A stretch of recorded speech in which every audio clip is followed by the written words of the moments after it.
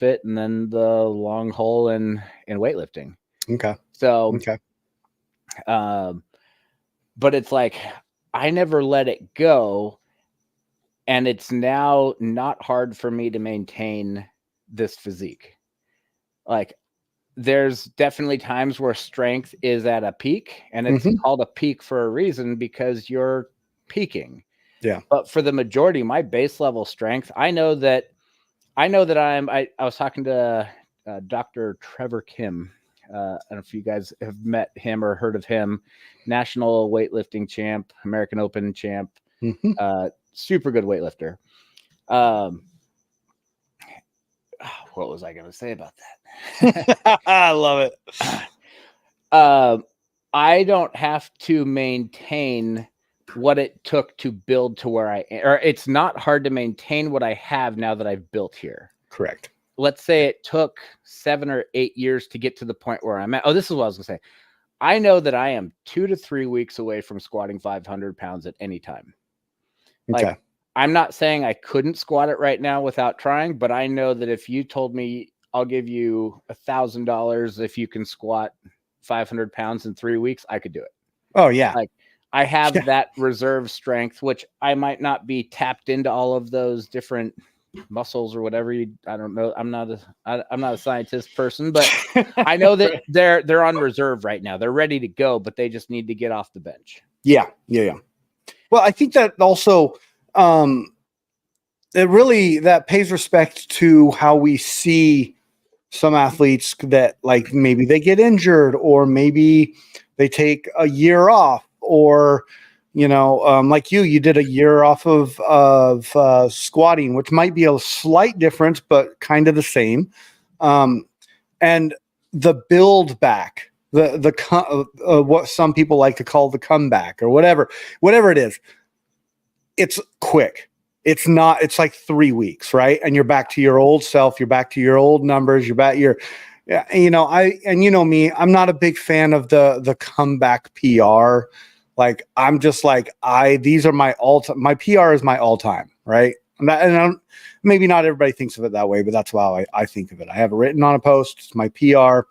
They are my PR numbers. That's it. And if I get back to those, that's great. If I never do, that's the most I've ever hit in my weightlifting time. But you notice that when people do come back, they do fixate on the PR or the comeback PR too much, I think. But also, like, it doesn't take them that long, And that says something about their strength and the foundation that they have.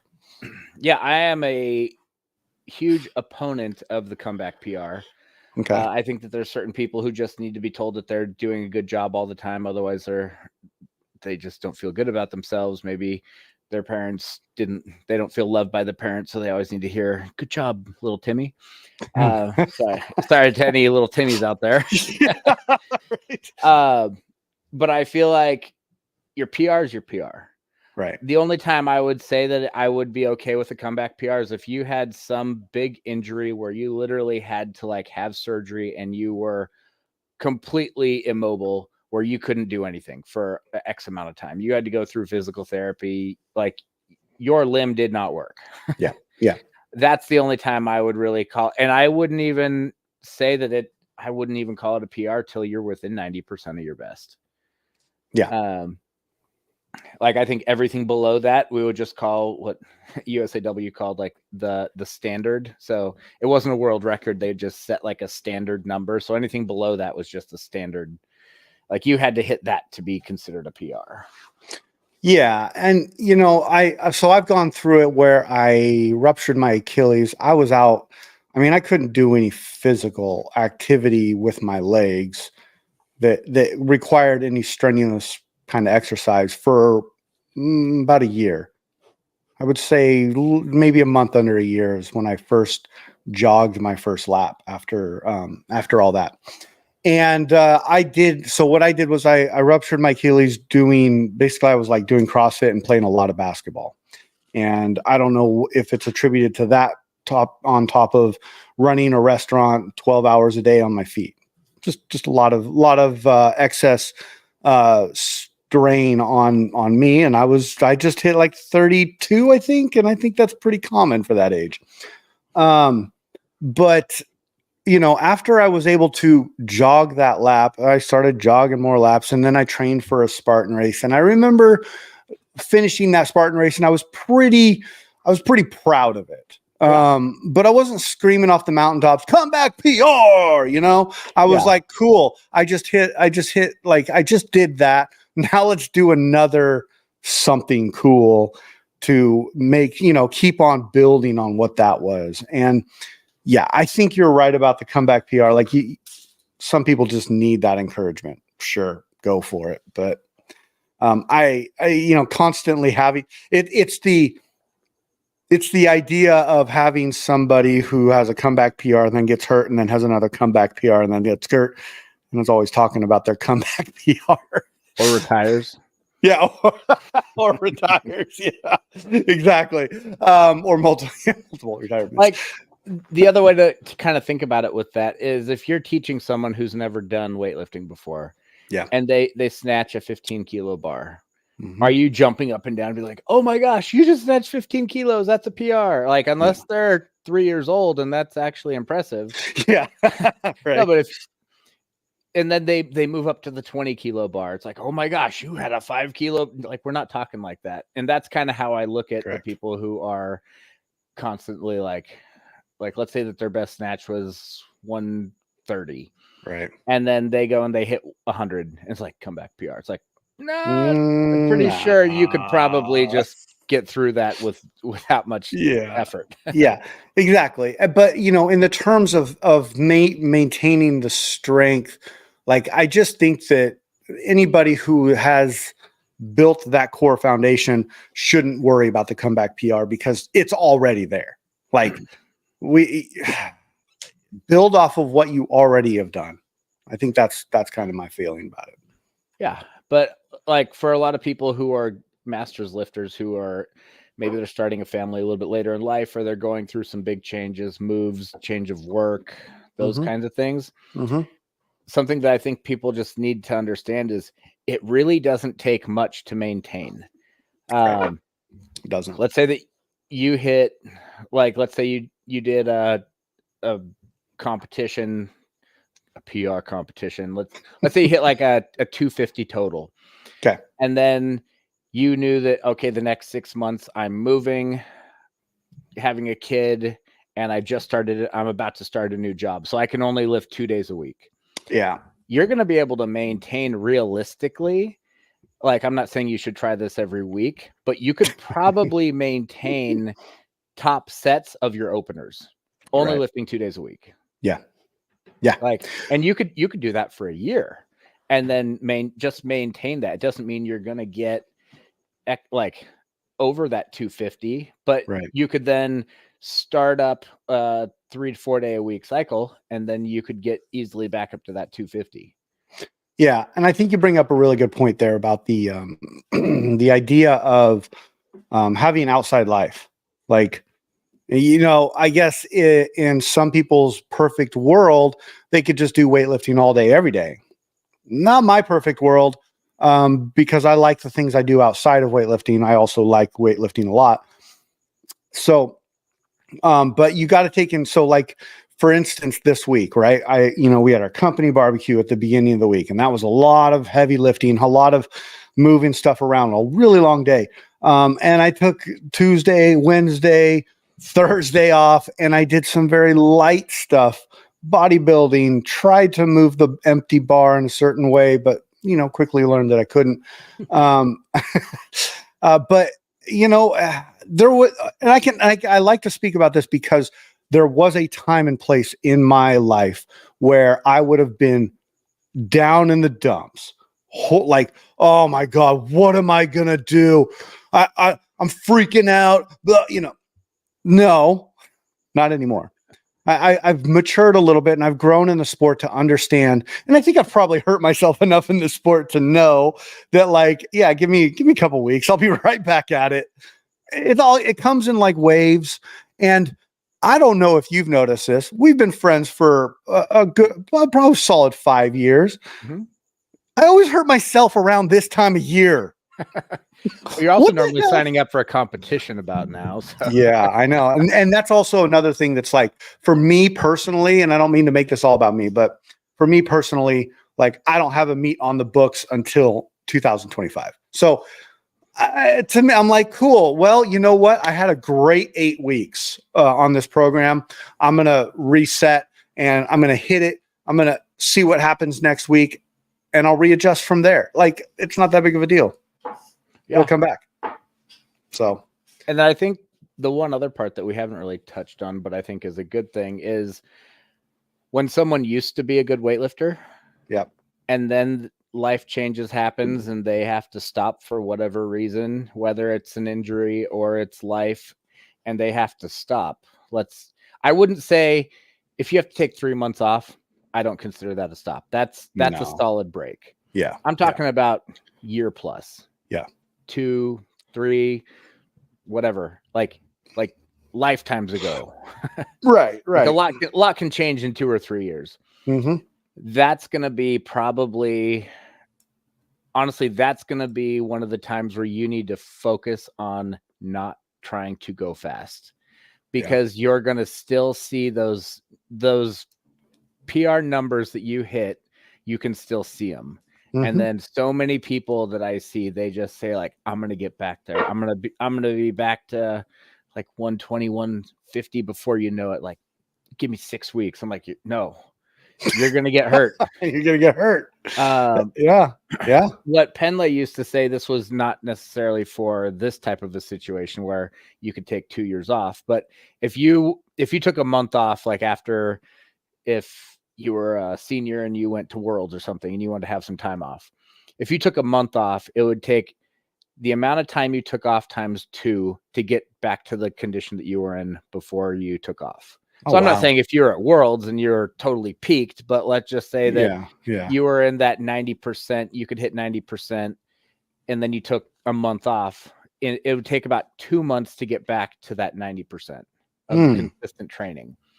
But I've seen so many people, they disappear for a year, 2 years, and then they come back and they're like, oh yeah, I'm going to get back to my old numbers pretty quick. And I'm like, it will go faster than it took you to get there. Let's say you lifted for 6 years and then you took 1.5 years, 2 years off.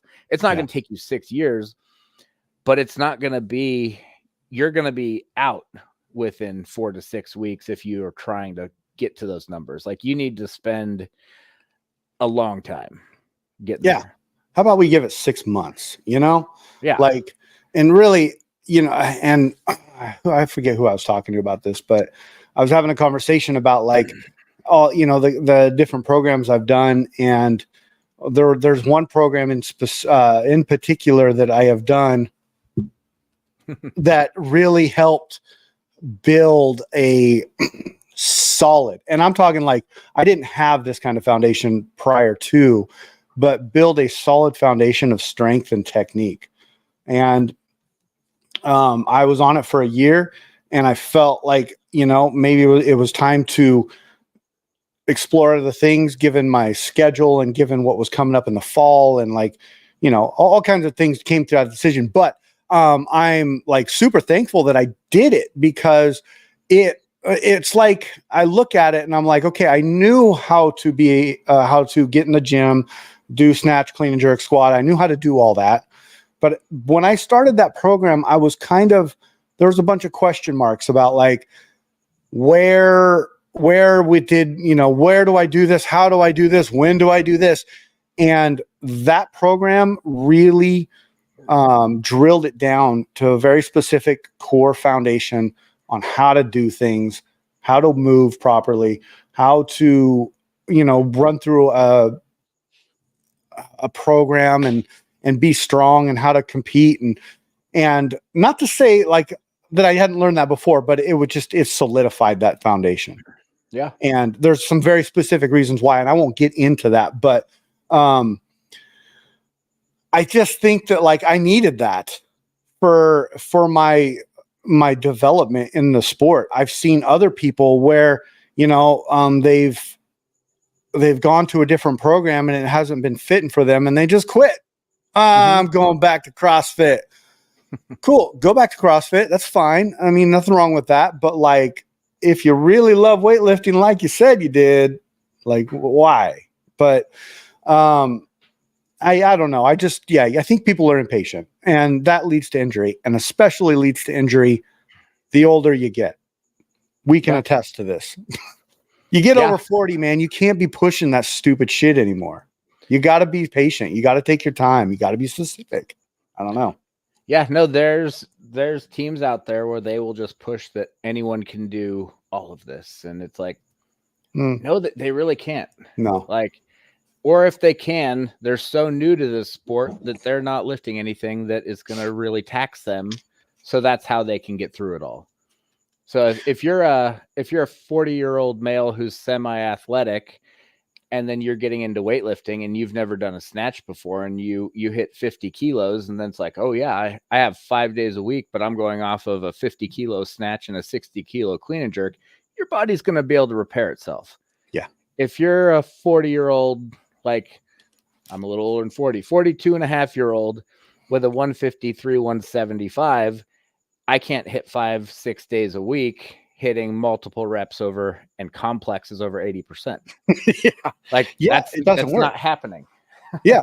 And to that point, you know, I'm kind of finding out that like now, and I don't think this can't not grow, but my threshold of solid 4-day a week training, eating right, all that stuff is 8 weeks. Like that's my block right now. Now I want to grow that eventually, and I want to get to the point where I could do a 12-week block. But as I've noticed, last year it happened, this year it happened. After about 8 weeks, my body's like, yeah, fuck you. I'm out. Sorry for the cussing. I'm out. And like, it's just, you know, I always go back to the old saying that your body will tell you what you need. And if it doesn't want you to do it, it's going to let you know. It's going to stop you. This is what I would maybe take from this. Yeah. Maybe you shouldn't be doing 8-week blocks. Yeah. Maybe you should do 6-week cycles, because what it's going to generally do is the last 4 weeks where it pushes you the most. Yeah. The 4 weeks before that, it's going to kind of get you into that condition. So it's a good call.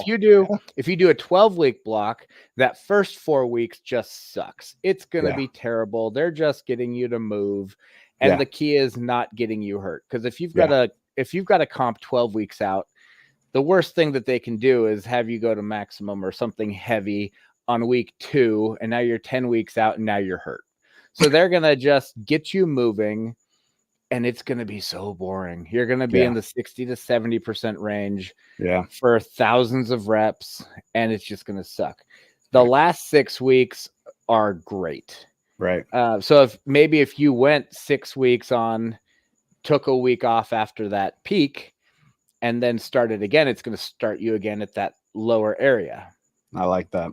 That's really good advice. And I think I am definitely willing to give that a shot, because you know, okay, so 8 weeks is the top.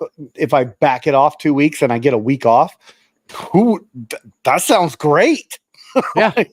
You know what I mean? Like, but also, mind you, like I have 7 years under me. So, you know, if you're brand new to the sport, don't take that advice and say, oh, I'm going to do that, or take it and try it. Maybe it works for you. Who knows? But this is much more specifically towards you. Yeah. And I mean, come on, you know my lifting. You've seen me lift. You've coached me. You've done all the stuff you needed to do with me. So, yeah, I take that. I take that advice with high value. So, thank you.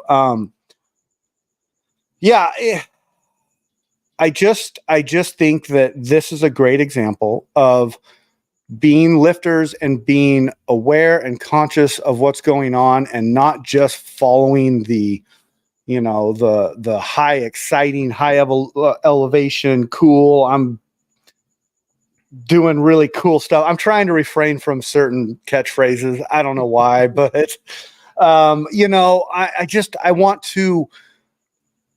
want to really throw out there that like weightlifting is more than just, a really good event or really good comp, Yeah, cool. You did great. Get out there, PR, but get back to work, man. put in some years. And we talked about this a little last time, towards the end. So I won't go too far into it, but yeah, I'm trying to think about different scenarios with you.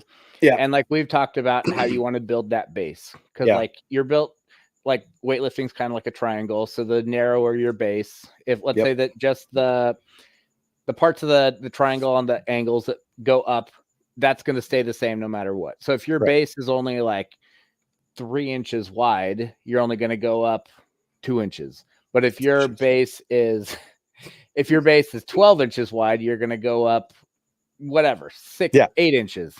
Yeah. I'm trying to think of, never mind. so many fun jokes. Maybe it's just one of those things where like reality is you're 44. 44. Yeah. You're 44 years old. Yeah. Maybe your base can't be that big anymore because once you get to a certain height, that's where your injuries happen. And I'm okay with that. Yeah. So if we just kind of narrow down and be like, hey, I know I want this big base, but my knees, my legs, my quads, my shoulders can't handle, like maybe you shouldn't have 500-pound legs. Yeah. You should maintain 400-pound legs because that's what the rest of your body can handle. Correct. I like that. And that's a really good way of thinking. And if anybody's listening to this, Cornell's kind of given me a one-on-one session here, and but take what he's saying is be aware of your body, be aware of who you are, your age, your outside life, and understand that you gotta do your lifting around that. Like I just saw on the weirdly enough on the local news, there was a interview with Olivia Reeves, and they're like, Olivia Reeves, you only lift 3 days a week and you won gold medal and blah, blah, blah. So is that what you think everybody should do? And she was just like, no. She's like, that's just what works for me because of my school and everything else. I think it's really easy, speaking from experience, it's really easy to watch other lifters and say, I'm going to do that. And especially the big lifters, the pro lifters, the ones that are going to the Olympics, the ones that are, out there, competing and winning world championships and stuff like that. Like, you're like, yeah, I'm going to do that. I'm going to do what he does. And I'm going to,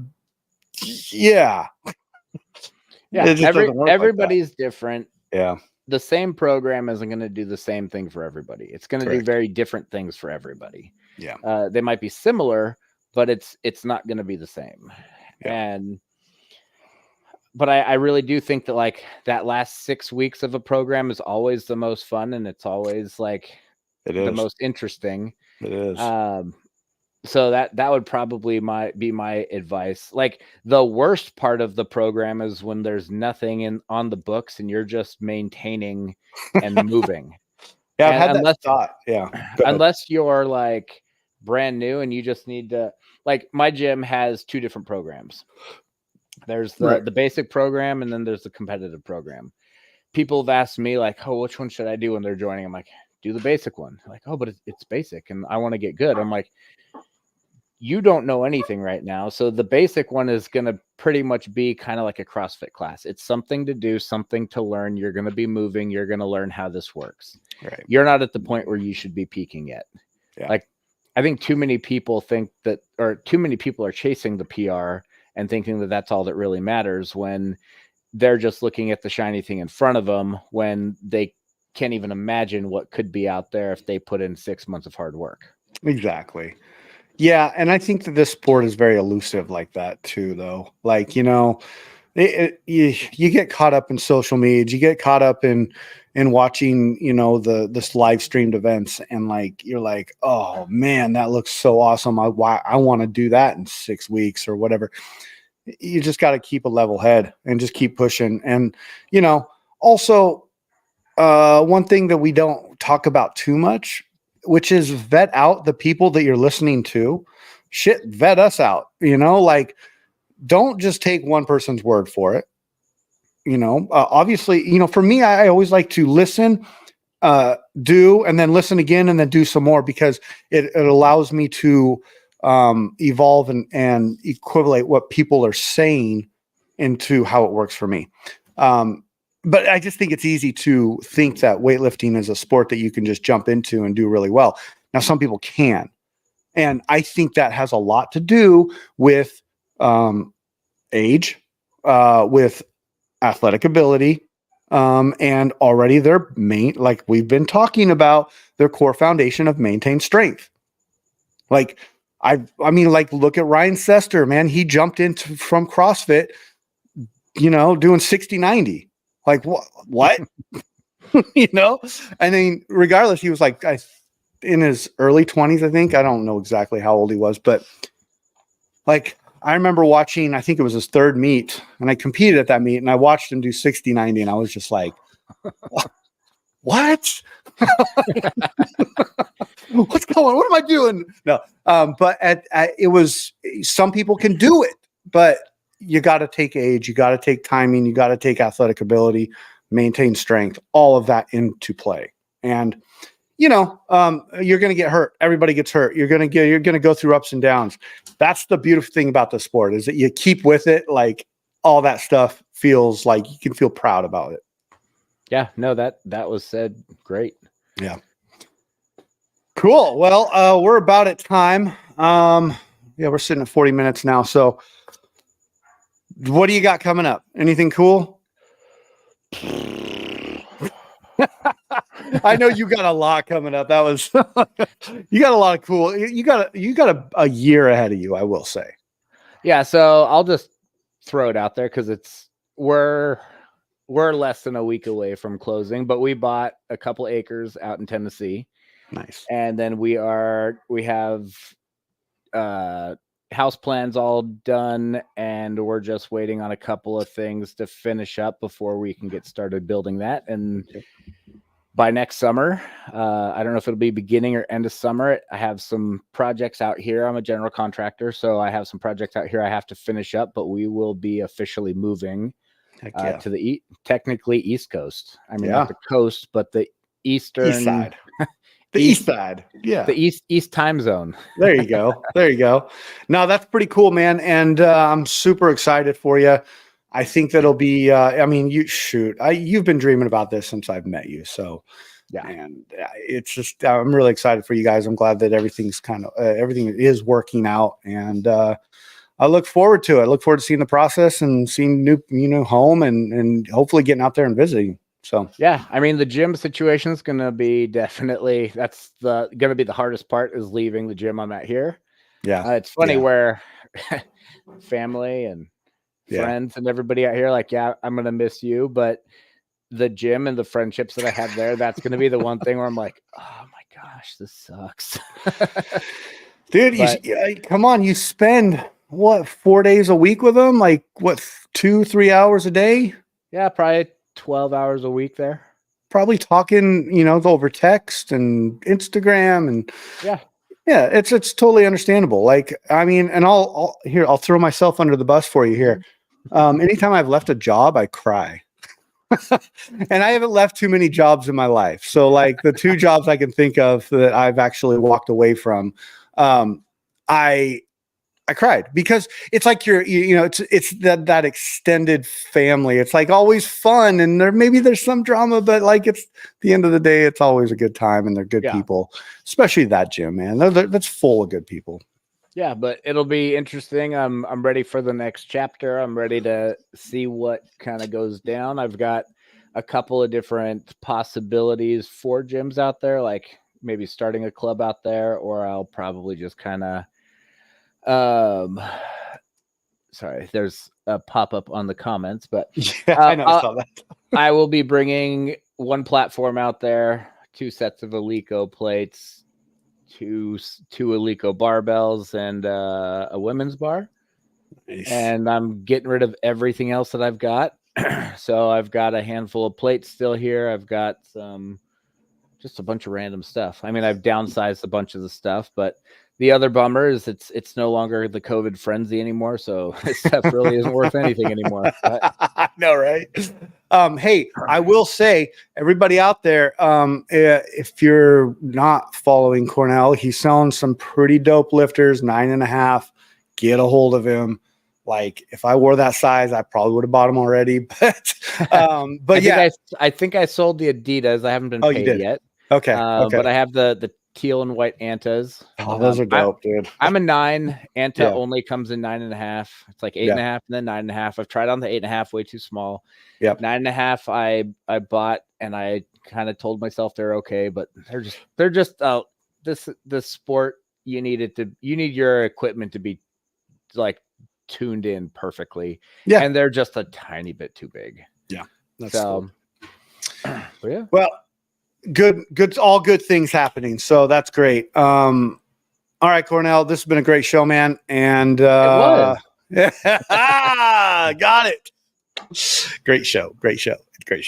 Okay. Well, I hope everybody has a good night. Thanks for listening, and we will talk to you later. Adios. Bye.